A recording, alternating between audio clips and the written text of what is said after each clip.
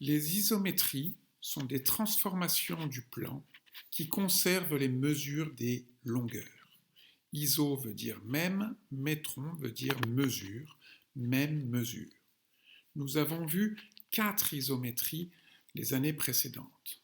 La première, la symétrie axiale. On a besoin d'une droite, l'axe de symétrie, et la définition ici nous dit que si T' est l'image de T par la symétrie axiale d'axe D, eh bien la droite D est la médiatrice du segment TT'.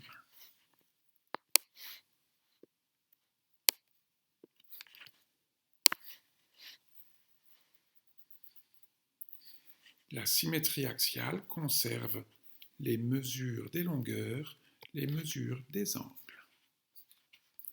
La deuxième transformation que nous avons vue est la symétrie centrale. La symétrie centrale, elle, nécessite un point, le centre de symétrie. Et un point N' est l'image du point N par la symétrie centrale de centre O1 si le point O1 est le milieu du segment NN'. Elle aussi conserve les distances ainsi que les mesures des angles.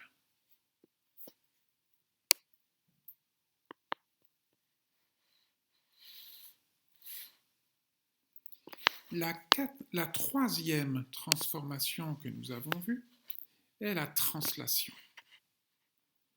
La translation nécessite ce qu'on appelle un vecteur, c'est-à-dire deux points qui vont indiquer une direction, un sens, celui de la flèche, et une longueur, celle du segment KL. On dira que le point G' est l'image du point G par la translation de vecteur KL lorsque le quadrilatère KLG'G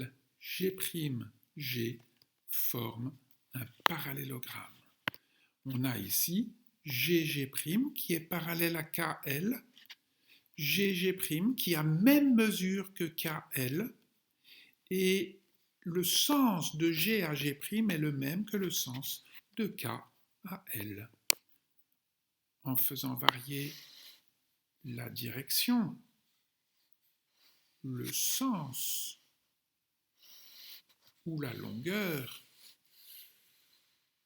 du vecteur KL, nous changeons bien sûr la position de notre image. La translation conserve elle aussi les mesures des distances et les mesures des angles. La quatrième transformation que nous avons vue est la rotation. Nous avons besoin ici d'un point que l'on appellera le centre de la rotation, et puis d'un angle, ici 61,2 degrés que nous avons mis ici. Et puis une dernière chose, un sens de rotation. Ici, par exemple, nous avons pris le sens contraire des aiguilles d'une montre pour le sens positif. On dira que le point A' est l'image du point A par la rotation de centre O et d'angle alpha, lorsque OA et OA' ont la même mesure, et l'angle formé par AOA' vaut l'angle alpha. On a ici finalement une figure qui tourne autour du centre de la rotation avec l'angle désiré. Le point A', en faisant varier l'angle alpha, va donc former un cercle de centre O et de rayon OA. La rotation est encore une fois une transformation qui conserve les distances et la mesure des angles.